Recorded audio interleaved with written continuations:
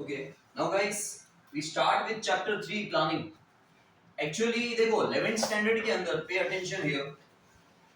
11th standard के अंदर आपने जो भी किया वहाँ पे मैनेजमेंट स्टडीज नहीं थी. अब 12th स्टैंडर्ड के कॉमर्स में मैनेजमेंट आ गया. मैं चैप्टर 1 से अभी स्टार्ट नहीं कर रहा हूँ. चैप्टर 1 कंपैरेटिवली आपको जब चैप्टर 1 समझोगे तो आपको मैनेजमेंट के बारे में सब कुछ समझ में आ जाएगा. लेकिन फिर भी क्योंकि हम मैनेजमेंट स्टडीज कर रहे हैं तो मैं आपको थोड़ा सा मैनेजमेंट के बारे में पहले बता देता हूँ कि मैनेजमेंट क्या होता है. देखो मैनेजमेंट वहां रिक्वायरमेंट होता है मैनेजमेंट का जहां पे ग्रुप एक्टिविटी, जहां पर ग्रुप एक्टिविटी है वहां पे मैनेजमेंट इज नेसेसरी. ठीक है, when two or more persons work together to achieve a particular goal या common goal, जब दो या दो से ज्यादा बंदे साथ मिलके काम करते हैं एक पर्टिकुलर गोल कंप्लीट करते हैं, ठीक है, गोल को अचीव करने के लिए, तो उसे हम लोग क्या कहते हैं, दैट इज अ मैनेजमेंट. अच्छा, मैनेजमेंट में वैसे तो बहुत सारे अलग अलग डेफिनेशंस हैं, लेकिन मैनेजमेंट के जो फंक्शंस होते हैं, ठीक है, वो मैं यहाँ पे आपको बता रहा हूँ. और फंक्शंस भी अलग अलग एक्सपर्ट्स ने अलग अलग फंक्शंस दे रखे हैं, लेकिन एक सिंपल फंक्शन है जो आपको हमेशा याद रहेगा, that is a post call. Post, ये सीओ साथ में है इसलिए वो छोटा लिखा है मैंने. 1 2 3 4 5 6 7. अब तुम बोलोगे सर ये 7 ही फंक्शंस मैनेजमेंट के होते हैं, ऐसा कोई जरूरी नहीं. 8 भी होते हैं अलग अलग एक्सपर्ट्स ने, ठीक है, हेनरी फेयर है, पीटर एफ ड्रकर है, बहुत सारे मैनेजमेंट एक्सपर्ट्स हैं जिन्होंने, सबके व्यूज अलग अलग है, सबके थॉट्स अलग अलग है, तो सबके अकॉर्डिंग फंक्शंस भी अलग अलग हैं. लेकिन ये एक फंक्शन आप इजीली याद कर सकते हो क्योंकि ज्यादातर यूज होता है. अब पी, व्हाट इज पी?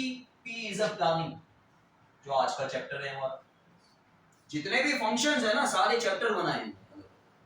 फिर ओ है ऑर्गेनाइजिंग, ठीक है, एस है स्टाफिंग, ठीक है, डी है डायरेक्शन, डायरेक्टिंग क्योंकि फंक्शन की बात कर रहे हैं.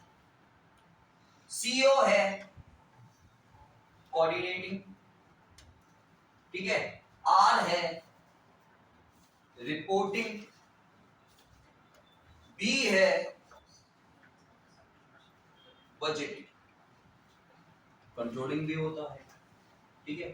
अब पूरे धीरे धीरे आप सीखोगे, बहुत इंटरेस्टिंग है पर, लेकिन बच्चों को हर बार है ना ये मैनेजमेंट थोड़ा हार्ड लगता है, पता नहीं.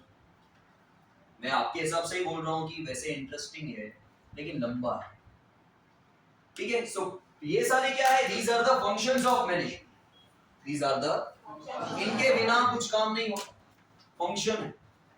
सो हमेशा याद रखना कोई भी मैनेजमेंट हो, दो चीजें याद रखना, planning is the first function of management and controlling is the last function of management. जो यहाँ पे नहीं लिखा है मैंने कंट्रोलिंग, इसमें नहीं आता है, लेकिन planning is the first function of management and controlling is the, these two are the two sides of the same coin. Planning and controlling are the two sides of the same coin. एक ही सिक्के के दो पहलू, head और tell साथ में आते हैं हमेशा. वैसे प्लानिंग और कंट्रोलिंग, जहाँ पे प्लानिंग होगा वहाँ पे कंट्रोलिंग होगा ही, और जहाँ पे कंट्रोलिंग आया आगे चल के मतलब प्लानिंग पहले से होगा. Planning is the first function of management and controlling is the last function of. अब कंट्रोलिंग का मतलब तुम सोच रहे होगे कंट्रोल, कंट्रोलिंग है, कंट्रोलिंग. कंट्रोल का मतलब कॉमर्स के अंदर जो वर्ड यूज होता है ज्यादातर, that is a regulator. Hello Divya, यहाँ पे ध्यान दो, ठीक है. कॉमर्स के अंदर ज्यादातर कंट्रोल वर्ड यूज नहीं होता, इसकी जगह वर्ड यूज होता है रेगुलेटर. रेगुलेटर क्या करता है, पंखे की स्पीड को कंट्रोल करता है, रेगुलेट करता है. तो कंट्रोल मतलब रेगुलेट, लेकिन कंट्रोलिंग मतलब अपडेट लेना. क्या करना, जैसे मैंने घर से प्लान बना के आया था कि ये करवाना, दैट वाज माय प्लानिंग. अब कंट्रोलिंग क्या हुआ कि जो मैंने तुमको बता दिया कि ऐसे ऐसे काम करना है, ऐसे ऐसे आज का पूरा शेड्यूल है, ये काम करना है. कंट्रोलिंग का मतलब होता है मैं मुझे चेक करना, अपडेट लेना, तो कि काम प्लानिंग के अकॉर्डिंग हो रहा है कि नहीं हो रहा है. अगर प्लानिंग के अकॉर्डिंग काम हो रहा है मतलब सब सही चल रहा है, दैट इज अ कंट्रोल. अब मैं कंट्रोल नहीं कर रहा हूँ, control is a different word, ठीक है, उसका मीनिंग ही अलग हो जाता है कि कंट्रोल जो है वो रेगुलेट करना होता है. मैं आके तुम पे कंट्रोल कर रहा हूँ, ये करो वो नहीं करो, ये करो वो नहीं करो, that is a control. Controlling, controlling का मतलब होता है अपडेट लेना। मैंने तुमको समझा दिया काम कैसे करना था, दैट वाज माय प्लानिंग। उस प्लानिंग के अकॉर्डिंग मैंने आपको काम समझा दिया। अब मैं आपके पास आया, चेक किया भाई, जैसे मैंने बोला एक्स और वाई के बाद ये जितनी भी हेडिंग है एक लाइन छोड़, ठीक है, ये मैंने आपको डायरेक्ट किया। अब उसके अकॉर्डिंग आप काम कर रहे हो कि नहीं कर रहे हो, तो वो हुआ कंट्रोल। तो प्लानिंग के अकॉर्डिंग काम हो रहा है कि नहीं हो रहा है, दैट इज अ कंट्रोलिंग। तो जहां प्लानिंग आएगा तो कंट्रोलिंग, तो क्योंकि मैं चेक तो करूंगा कि उसके अकॉर्डिंग काम हो रहा है तो ही मेरे गोल्स अचीव होंगे, ठीक है। तो बिजनेस में भी यही होता है कि बिजनेस की प्लानिंग की जाती है, ऑर्गेनाइजिंग, ठीक है, ऑर्गेनाइजिंग जैसे गुजराती में तुम बोलते हैं गोठवू, अरेंज करो, ठीक है। स्टाफिंग, स्टाफ नहीं, स्टाफिंग, ये सारे प्रोसेस है। स्टाफ मतलब लोग होते हैं, आप सबको पता है स्टाफ को रखना, मेरे पास स्टाफ है, ठीक है, लेकिन उनको डायरेक्ट करना, ठीक है, उनको डायरेक्ट करना, मेरी तरफ से डायरेक्शन देना, क्या करना है क्या नहीं करना है, कितने लोग रखने हैं, ठीक है, that is a staff. Then directing, उनको डायरेक्शन देना, ठीक है, मतलब क्या काम करना है क्या नहीं करना है। कोऑर्डिनेटिंग, कोऑर्डिनेट करना सारे काम को, ठीक है। देन रिपोर्टिंग, क्योंकि आपको रिपोर्ट करना पड़ता है, ठीक है, और रिपोर्ट हमेशा आप किसको करते हो, अपने हेड में, नीचे वाले को कभी भी आप रिपोर्टिंग नहीं करो। एंड बजटिंग, इसके अलावा भी बहुत सारे फंक्शंस हैं। सो आपको याद रखना है सबसे पहले सिंपल सा, मैनेजमेंट कहाँ चाहिए होता है, जब पे ग्रुप हो, when two or more than two persons work together to achieve the common goal, एक ही गोल कंप्लीट करने के लिए, अचीव करने के लिए, जब दो या दो से ज्यादा बंदे साथ में काम कर रहे हैं, that is a management in a simple language, ठीक है। And these are the functions, वो सारे फंक्शंस भले भूल जाओ, पोस्ट कॉर्प याद तो रखो, धीरे धीरे याद हो जाएगा। पोस्ट, पोस्ट, डी, टी नहीं, पोस्ट कॉर्प, उसमें आपको मेनली याद रखना है हाल फिलहाल की planning. Planning is the first function of management, all other functions, ये याद रखना, ये मैंने 12th में याद किया था, उसके बाद मैंने कभी बुक छुई नहीं थी, ये इंट्रोडक्शन थी। Planning is the first function of management, all other functions depends on plan, क्योंकि तुम्हारी प्लानिंग ही खराब हो गई तो मैं क्या ऑर्गेनाइज करूंगा, क्या डायरेक्शन करूंगा, क्या रिपोर्टिंग करूंगा, क्या बजटिंग, कुछ भी नहीं हो। अगर प्लानिंग गया तो सब गया, because all other functions depends on planning. And planning shows the future in advance, मतलब आपको कोई ये ज्योतिषी नहीं हो रही है कि फ्यूचर, लेकिन एक अंदाजा आता है फोरकास्टिंग। अगर मैं प्लानिंग मेरी परफेक्ट जा रही है तो मैं उसके हिसाब से अंदाजा लगाऊंगा कि आगे क्या क्या हो सकता है, ठीक है। तो it shows the future in advance, ठीक है। और अगर if planning fails, all other function will also fail. समझ में आया?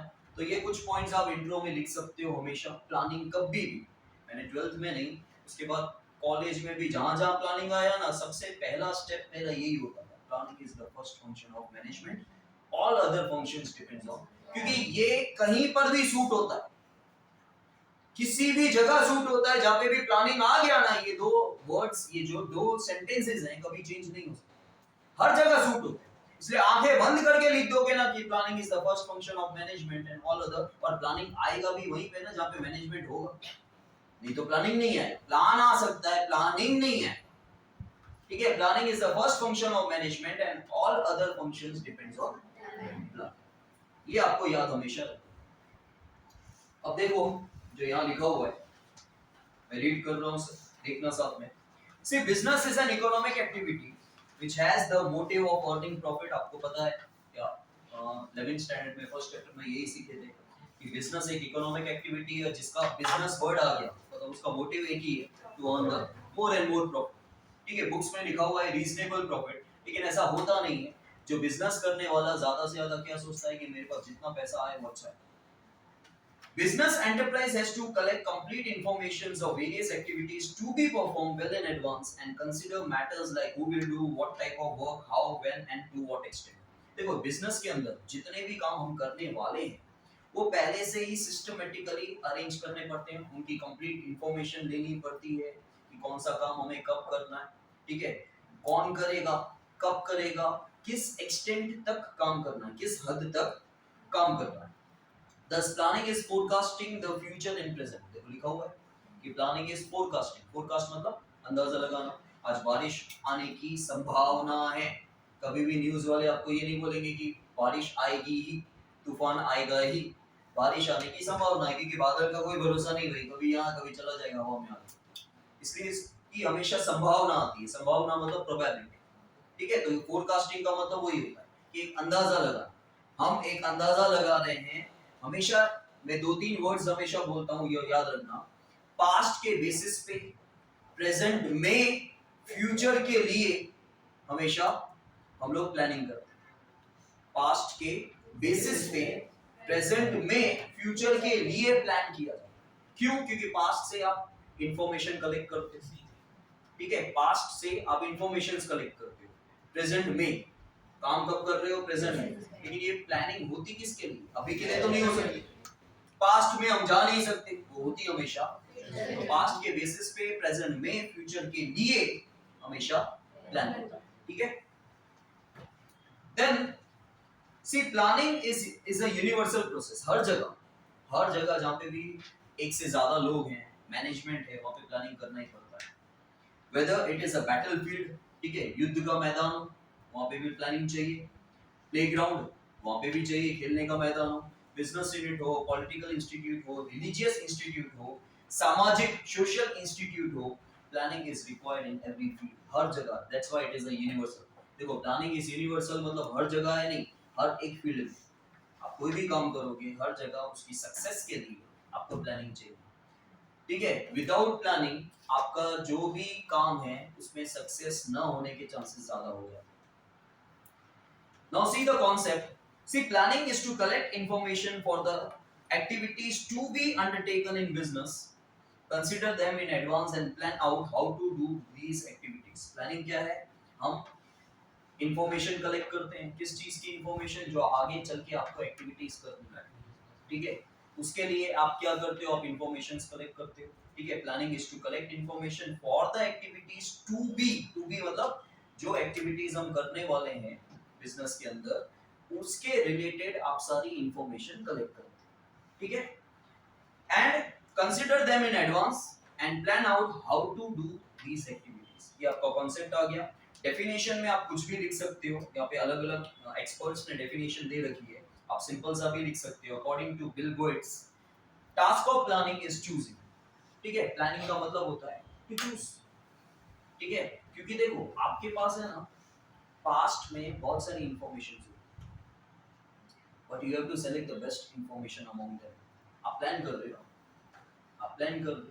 ठीक है। आप सिंपल कॉमर्स के रिलेटेड नहीं, मैं सिंपल सी चीज आपको बोलता हूँ। आप मिठाई बना रहे हो, अब मिठाई के लिए आपको मटेरियल बहुत जगह से मिल रहे हैं और अलग अलग क्वालिटी के भी, ठीक है। अगर आपका बजट अच्छा है तो व्हाट यू विल डू, आप बेस्ट क्वालिटी का जो मटेरियल है, भले महंगा है, वो उठाओगे ताकि आपकी आगे की चीज अच्छे से हो सके। तो ये जो प्रेजेंट में आप बना रहे हो, फ्यूचर की सोच के बना प्रेजेंट में रहे, लेकिन आप जो चूज कर रहे हो वो बेस्ट हुआ तो आगे बेस्ट होगा, ठीक है। और काफी बार क्या होता है, हमारी प्लानिंग बहुत बेस्ट होती है, लेकिन उसको अगर हम परफॉर्म नहीं करते, ठीक है, मटेरियल हमने महंगा ले लिया, बनाने नहीं आता तो भी चीज अच्छी नहीं बनेगी।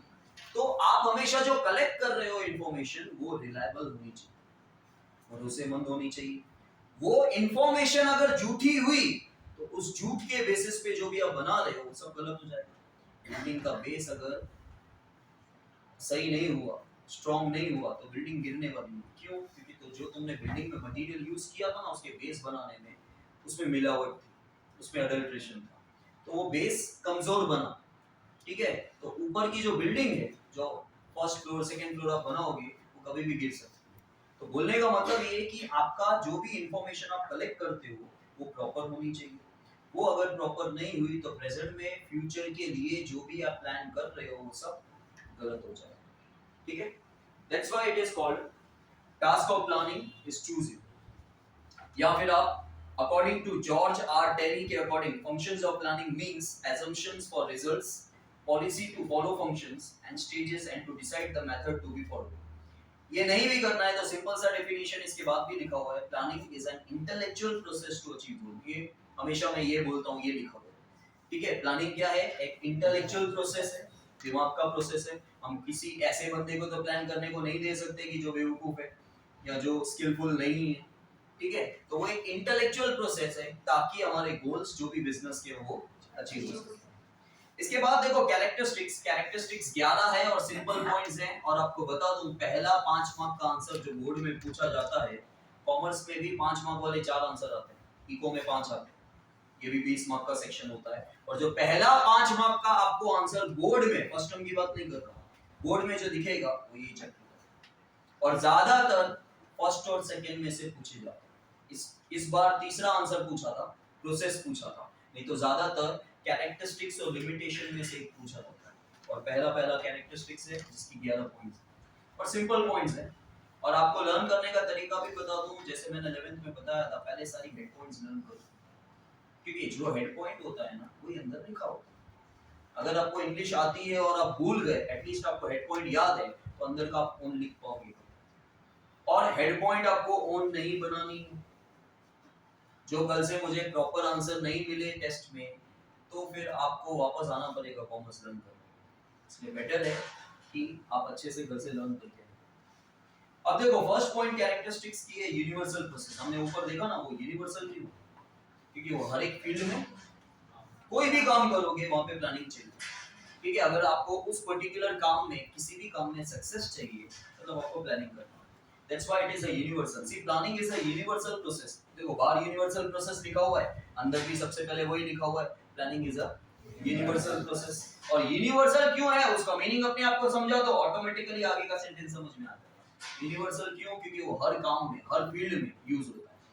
It is present in every field like business, politics, education, religion और तो हर जगह युद्ध का मैदान हो या प्लेग्राउंड हो, बच्चों के खेलने का मैदान हो, पॉलिटिकल हो, सोशल हो, रिलीजियस हो, हर जगह आपको प्लानिंग चाहिए।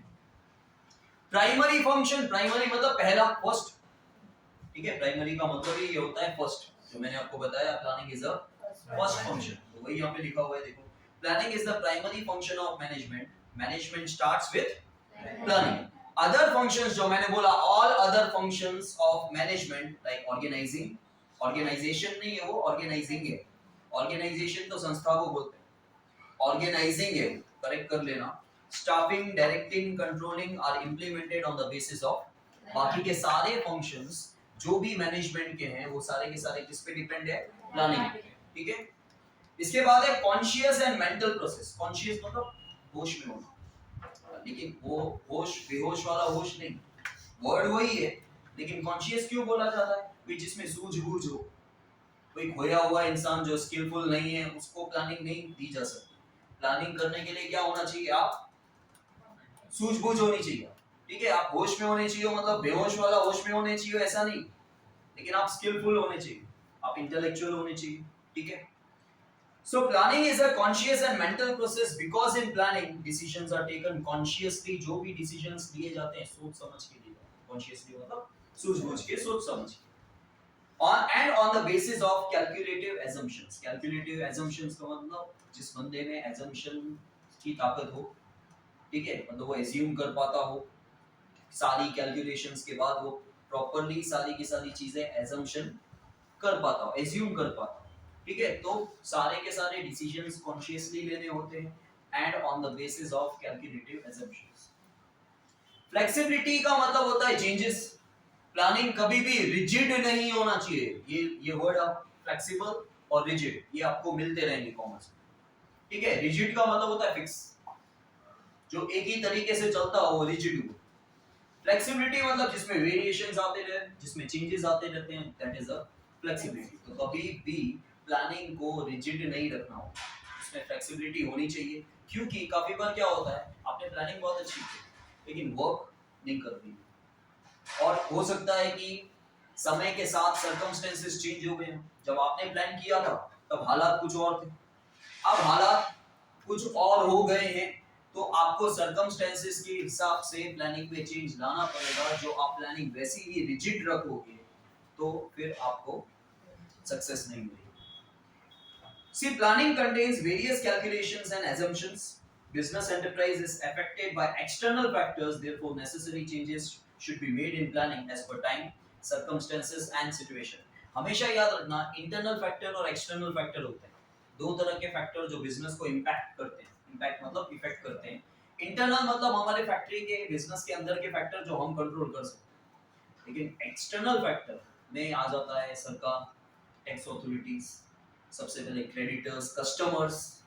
सो मेन है हमारे कस्टमर्स। अगर उन लोगों का सबका ट्रेंड चेंज हो गया, ये एक्सटर्नल फैक्टर्स होते हैं। तो पहले फैक्टर्स कुछ और थे, पहले हालात कुछ और थे, हमने उसके अकॉर्डिंग प्लानिंग कर रखी थी, अब उसमें चेंजेस आ गए। अगर आप अपनी प्लानिंग को चेंज नहीं करोगे तो सब कुछ फेल जाएगा। तो according to the time, circumstances and situation, you have to bring some changes in your plan. ठीक है, क्योंकि एक्सटर्नल फैक्टर इफेक्ट करता है। समझ में आया? अब जैसे मैंने प्लान किया था भाई मेरा ट्यूशन 7:30 8 बजे तक चलेगा, तो लास्ट ईयर ऐसा हुआ था कि सरकार की तरफ से कुछ निर्देश आए थे, कुछ डायरेक्शंस आए थे कि भाई आपको 7 बजे तक क्लासेस बंद कर दो। तो मेरी प्लानिंग में मुझे चेंज लाना पड़ा, आधे घंटे की वजह से भी मुझे मेरी प्लानिंग में चेंज लाना पड़ा, क्योंकि वो एक एक्सटर्नल फैक्टर था व्हिच वाज नॉट कंट्रोलेबल, जिसे मैं कंट्रोल नहीं कर सकता, मुझे वो सिर्फ फॉलो करना। तो एक्सटर्नल फैक्टर्स की वजह से मुझे चेंज लाने पड़ते हैं मेरी प्लानिंग में। देन प्रिसाइज का मतलब होता है क्लियर। ठीक है, आपकी प्लानिंग हमेशा क्लियर होनी चाहिए, क्योंकि प्लानिंग, देखो मैं प्लानिंग करके आया घर से बहुत अच्छे से, और प्लानिंग थी भी अच्छी, लेकिन आपको समझ नहीं है, काम तो एम्प्लॉइज को करना है। ठीक है, प्लानिंग करने वाले को काम नहीं करना, वो तो खाली फ्रेंड करता है। ठीक है, प्लानिंग करने वाले को काम नहीं करना होता है, काम करना होता है दूसरों को। और प्लानिंग जो मैंने की वो प्रिसाइज नहीं है अगर, तो उस केस में सामने वाले एम्प्लॉइज प्लान कैसे करेंगे, राइट? तो प्लानिंग हमेशा प्रिसाइज होनी चाहिए, मतलब क्लियर होनी चाहिए। See, planning is a process for the future. The matters considered for planning are to be studied exactly. Statistical data, collected information etcetera must be perfect and, आपने जो भी प्लानिंग करने के लिए डेटा कलेक्ट किया, मतलब इंफॉर्मेशन कलेक्ट की, जो भी मैटर्स आपने पास्ट में से उठा के, वो सब कुछ क्लियर होने चाहिए। ठीक है, वापस से पॉइंट बताओ। यस, देखो यहाँ पे दो तरीके से समझा जा सकता है, लेकिन यहाँ जो लिखा हुआ है उसमें प्रिसाइज का मतलब क्या है कि आप जो भी, मैंने क्या बोला था, पास्ट के बेसिस पे प्रेजेंट में फ्यूचर के लिए हम प्लान करते हैं। तो पास्ट में से आप जो भी इंफॉर्मेशन कलेक्ट करते हो ना, वो आपकी प्रिसाइज होनी चाहिए, वो गलत नहीं होनी चाहिए, परफेक्ट होनी चाहिए, तो ही आपका जो प्लानिंग है वो परफेक्ट जाएगा। Forecasting is essential. ठीक है, अब फोरकास्टिंग ये एमसीक्यू में भी आता है, प्लानिंग से पहले भी फोरकास्टिंग चाहिए। फोरकास्टिंग मतलब वही अंदाजा लगाना। ठीक है, forecasting is done by considering future uncertainties while making a plan for a business unit. forecasting हमेशा कैसे की जाती है? future uncertainties को consider करके। Read it properly. सुबह में भी नींद आ रही है? future uncertainties को consider करके। uncertainties क्या होती है? things which we don't know, क्या होने वाला है अगले 2 मिनट में, अगले 2 सेकंड के अंदर क्या होने वाला है, we don't know, उसको uncertain बोलते हैं।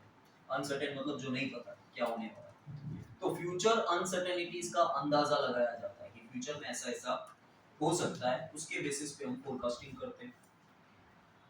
Therefore, forecasting and planning are considered as the first function of, वैसे तो प्लानिंग को ही बोला जाता है, लेकिन अब बुक्स में ऐसा भी आया है कि forecasting and planning are the first function of the planning.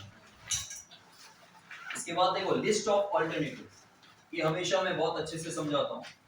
देखो आप पास्ट के बेसिस पे इंफॉर्मेशन आपको पास्ट पे से कलेक्ट करनी है, लेकिन मैंने क्या बोला, the best information you will collect, the best will your plan. ठीक है, the best information you will collect, the best will be your plan. जितनी आप इंफॉर्मेशन अच्छी कलेक्ट करोगे, रिलायबल कलेक्ट करोगे, उतना आपका प्लानिंग भी अच्छा होगा। फॉर एग्जांपल आप एक शर्ट खरीदने गए, ठीक है, आपके पास 10 शर्ट है, आपको वो शर्ट पार्टी में वेयर करके जाना है, आपकी क्या कोशिश रहेगी कि सबसे अच्छी शर्ट में पहन के जाऊं ताकि सबसे अच्छा मैं लगूं। ठीक है, तो you have so many alternatives, और सारे बुरे नहीं है, लेकिन फिर भी आप क्या करोगे, you will select the best one, you will choose the best one, ताकि आप बेस्ट परफॉर्म कर सको। आपको यहाँ पे परफॉर्म करना मतलब आपको अच्छा दिखना। परफॉर्मेंस अलग अलग तरीके की होती है, परफॉर्म मतलब आपको कुछ एक्ट करना है, वही परफॉर्मेंस नहीं होता। लेकिन अब आप वो शर्ट पहन के, आपका टारगेट क्या था कि आप अच्छा दिखना चाहते, तो आप क्या कोशिश करोगे, आप ये कोशिश करोगे the best one you will choose. ठीक है? See, planning in any field includes various plans and alternatives. Example, there can be many alternatives to increase the sales in future, like increase in advertisement, reduction in prices, training to salesmen, or declaration of attractive offers to increase the sale, etc. Selection of the best alternative out of it is to be done. तो यहाँ पे क्या बोला गया है कि suppose कर लो ये बिजनेस के हिसाब से दिया है, मैंने आपको वही सिंपल लैंग्वेज में बता दिया कि आप बेस्ट वन चूज करोगे ताकि आप बेस्ट दे सको। तो यहाँ पे भी बोला है कि अगर आपने बिजनेस की सेल्स को इंक्रीज करना है तो हम क्या क्या कर सकते हैं।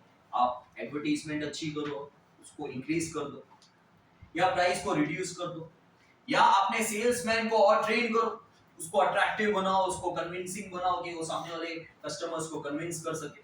ठीक है, या आप अट्रैक्टिव ऑफर्स दो ताकि लोग आए। ठीक है, जैसे आजकल होता है अप टू 30%, अप टू 40%, फिर अंदर का आगे पता चलेगा, क्योंकि एक बार आप जाओ तो सही ऑफर देख, बाहर फ्लैट लिखा होगा, अंदर बोलेंगे आजकल फ्लैट नहीं। ठीक है, बाहर अप टू लिखा होगा, फिर बोलेंगे पर्टिकुलर प्रोडक्ट्स पे, ताकि आप देख के अट्रैक्ट हो जाए, क्योंकि मेन होता है आप आओ तो सही। ठीक है, बाकी मैं देख लूं। तो selection of the best alternative out of it is to be, तो आप क्या करोगे, आप बेस्ट ऑल्टरनेटिव सेलेक्ट करोगे। इसके बाद है कंसर्न विद फ्यूचर। प्लानिंग हमेशा, मैंने क्या बोला, न पास्ट न प्रेजेंट, दोनों के लिए नहीं होता। प्रेजेंट में होता है, पास्ट के बेसिस पे होता है, लेकिन होता फ्यूचर में। सी प्लानिंग प्रिज्यूम्स मतलब पहले से एज्यूम कर, assumes uncertainties involved in future. Planning हमेशा फ्यूचर अनसर्टेनिटीज को कंसीडर करती है कि ऐसा हो सकता है, ऐसा हो सकता है। ठीक है, और वो तैयार रहती है। Forecasting and assumptions are done later on it. In short, planning is related with future because it is evaluating future at present and accordingly making arrangement for the, जैसे तूफान आने वाला था तो आप क्या करोगे, तूफान आएगा, हिट करेगा ही पता नहीं, लेकिन 2 दिन पहले से ही सरकारों ने तैयारी रखी। ठीक है, सबसे पहले वो लोग क्या कर रहे थे, वो लोग जितनी भी बड़ी चीजें, ऑब्जेक्ट हैं, बैनर्स हैं, ये सब हटा रहे। क्यों? क्योंकि बैनर्स वगैरह हवा में उड़ के ऐसे जा सकते हैं। ठीक है, वही चीजें होती है कि हम तैयारी करते हैं, हम सावधान रहते हैं, हम फ्यूचर अनसर्टेनिटीज, देखो तूफान वगैरह ये जो है आएगा, लेकिन हिट करेगा ही पता नहीं, यहाँ हिट करेगा कि निकल जाएगा पता नहीं, लेकिन हम उसकी तैयारी करके रखते हैं पहले से। ठीक है, तो प्लानिंग हमेशा फ्यूचर के साथ कंसर्न रहती है और आप हमेशा उसकी तैयारी पहले से ही करके रखते हैं। Then continuous process. See, planning is continuous and perennial. Perennial word आपको आता था सोशल रिवर्स में, रिवर्स फ्लोस पेरेनियल मतलब थ्रू द ईयर, पूरे साल। ठीक है, कुछ नदियां पूरे साल बहती हैं, तो यहाँ पे भी पेरेनियल का मतलब क्या है, कंटिन्यूस, रुकावट नहीं आएगा। तो प्लानिंग कंटिन्यूस होता है, एक पेरेनियल प्रोसेस, क्योंकि देखो बिजनेस में ऐसा नहीं है कि एक चीज खत्म हो गई तो खत्म सब कुछ। एक चीज खत्म हो गई तो आपके न्यू ऑब्जेक्टिव्स आएंगे, उसको डिटरमाइन करोगे, उसके ऊपर वर्कआउट करोगे, उसको अचीव करोगे, फिर से न्यू ऑब्जेक्टिव आएंगे, जिससे हमारी लाइफ चल रही है। तो हर दूसरे दिन जब एक ऑब्जेक्टिव खत्म हो जाता है तो आप दूसरे ऑब्जेक्टिव के बारे में सोचते हो, आप क्या करोगे, फिर उसके ऊपर काम होता है, फिर अगेन वो अचीव हो जाता है, आपका तीसरा ऑब्जेक्टिव आ जाता है। See, planning is that process which begins with the establishment of the organization and continues till the end. जब तक बिजनेस बंद नहीं होगा तब तक आपका प्लानिंग चलता रहेगा। जैसे ही बिजनेस ऑर्गेनाइजेशन स्टार्ट हुआ था वैसे वैसे आपका प्लानिंग स्टार्ट हो चुका था, और जब तक बिजनेस चलता रहेगा, क्लोज नहीं होगा, तब तक आपका प्लानिंग भी चलता रहेगा। As per time and circumstances, the plans are also required to be, हमेशा एक जैसा नहीं होता। जैसे मैं आपको बोलता हूँ कि मैं पहले अलग था, तो बहुत ज्यादा स्ट्रिक्ट था, अपनी मर्जी से ही चलता था, ना पेरेंट्स की ना बच्चों की, किसी की। लेकिन मैंने भी अपने आप में बहुत चेंजेस लाए, आपको भले उतने नहीं दिख रहे होंगे, लेकिन कंपैरेटिवली मुझे पता है, अगर मैं अपने आप से कंपेयर करूं तो मैं अपने आप में बहुत चेंजेस लाए। ठीक है, तो वक्त के हिसाब से धीरे धीरे आपको चेंजेस लाने पड़ते हैं हर चीज में। वही यहाँ पे भी लिखा हुआ है कि प्लान्स जो है धीरे धीरे उसमें चेंजेस लाने पड़ते हैं, एक जैसा आप सालों साल नहीं रख सकते। ऑब्जेक्टिव ओरिएंटेड एक्टिविटी, क्योंकि ये ऑब्जेक्टिव ओरिएंटेड मतलब ये मेनली क्यों करते हैं, आपका गोल अचीव करने के, आपका जो ऑब्जेक्टिव है उसको कंप्लीट करने के। See, planning is made to achieve predetermined objectives of the business. ये हमेशा ऑब्जेक्टिव के साथ ऐसा लिखा होगा, predetermined, ठीक है, डिटरमाइन का मतलब होता है जो ऑब्जेक्टिव पहले से ही आपने सोच के रखे, उनको कंप्लीट करने के लिए प्लानिंग चाहिए। उन गोल्स को, देखो गोल्स को अचीव करने के लिए, ऐसा वर्ड है, ऐसा बना हुआ है। गोल्स के साथ हमेशा क्या आएगा? अचीव, और ऑब्जेक्टिव के साथ आएगा accomplish, मतलब कंप्लीट कर। Management decides future targets as per objectives of business. Accomplishment of objectives becomes easy if the targets are pragmatic. Pragmatic का मतलब होता है practical. भाई आपने ऐसे टारगेट नहीं सोच लिए जो आएंगे मैं 12th में 100 में से 100% लूंगी, नहीं होगा। 100 में से 100% नहीं आएगा, परसेंट पूरा 100% नहीं आ सकता। टारगेट आपके प्रैक्टिकल होने चाहिए। भाई मुझे 90% तक लेना है, ठीक है। मुझे 93 या 94% तक लेना है, ठीक है। मुझे 100% पूरे लेने हैं, दैट इज नॉट ठीक है, तुम्हारा दिमाग खराब है, ठीक है। तो वो प्रैक्टिकल नहीं हुआ। प्रैग्मेटिक का मतलब है तुम्हारे टारगेट्स प्रैक्टिकल होंगे तो वो इजीली अचीव हो जाएंगे। Thus planning is an objective oriented activity. Last है requires decision process. तो इसमें डिसीजंस लिए जाते हैं, इसलिए इसे डिसीजन प्रोसेस कहा गया है। See, planning involves selection of the best alternative. Planning आपने देखा ना, मैंने अलग-अलग एग्जांपल्स दिए। प्लानिंग क्या करता है? आप जो कलेक्ट कर रहे हो, बेस्ट ऑल्टरनेटिव कलेक्ट कर रहे हो। Then various alternatives are considered and assumptions are made and the decision is taken to select the best alternative. तो प्लानिंग क्या इन्वॉल्व करता है? बेस्ट ऑल्टरनेटिव सेलेक्ट करता है। लेकिन जो भी आपने ऑल्टरनेटिव सेलेक्ट किया था, ठीक है, वो कैसे सेलेक्ट किया? आपने बेस्ट वन सेलेक्ट किया, लेकिन आपने बेस्ट, वो वही बेस्ट है वो कैसे आपको पता चला? आपने फ्यूचर एजम्पशंस कंसीडर किए कि ऐसा ऐसा हो सकता है, ऐसा ऐसा होगा। तो यहाँ पे भी वही लिखा हुआ है कि प्लानिंग इन्वॉल्व करता है selection of the best alternative, और वेरियस ऑल्टरनेटिव्स आपने कंसीडर किए, एजम्पशंस मेड किए, और फिर आपने डिसीजन लिया कि हाँ ये बेस्ट वन मुझे सेलेक्ट करना है। दस यहाँ पे डिसीजन आ गया, आपने डिसाइड किया ना कि ये बेस्ट ऑल्टरनेटिव मुझे लेना है ताकि आगे मेरा गोल अचीव हो जाए। समझ में आया? तो आपको एक इंट्रो लिखना है कल, उसके साथ आपको कॉन्सेप्ट लिखना है, डेफिनेशन एक लिखनी है, समझ में आया? और उसके साथ ही ये कैरेक्टरिस्टिक्स लिखना है। Is that clear? Yes sir. और लास्ट में कंक्लूजन भी। देखो बता देता हूँ जनरली क्या चीजें होती है। सबसे पहले इंट्रो आता है, कॉन्सेप्ट हर जगह नहीं आएगा, डेफिनेशन हर जगह आएगी, फिर आपको लिखना है ये पॉइंट्स का एक्सप्लेनेशन करना है, और लास्ट में कंक्लूजन आएगा। और कंक्लूजन आपको रटने की जरूरत नहीं होती, आपको कंक्लूजन में खाली इतना ही लिखना है, कोई भी टॉपिक हो, thus these are the points included in, जो भी टॉपिक का नाम है, टॉपिक का हमारा नाम है कल का कैरेक्टरिस्टिक्स ऑफ प्लानिंग, तो thus these are the points included in the characteristics of planning. समझ में आया? Yes sir. तो ये इसके अकॉर्डिंग लिखना है। Is that clear? Yes sir. कुछ पूछना है आपको इसमें, कॉमर्स में आंसर में? कल इसका टेस्ट होगा, प्रॉपर्ली लर्न हो जाना चाहिए, नहीं हुआ तो मैं सेकंड टाइम बुलाऊंगा, it is up to you, ठीक है। कुछ कॉपी वॉपी का मत सोचना, लर्निंग में आपको आधे घंटे में लर्न हो जाना चाहिए, नहीं हो रहा है तो 45 मिनट्स में हो ही जाएगा, और आज नहीं बैठोगे तो कल बैठना तो है। और ये सबसे इजी आंसर आपको ये बता दूं, ये आंसर कुछ नहीं है ना, इसकी लेंथ है, सिर्फ 11 पॉइंट्स काउंट नहीं करना कि 11 पॉइंट है, दो दो तीन तीन लाइन की पॉइंट है, कुछ भी नहीं होता ये, ओके।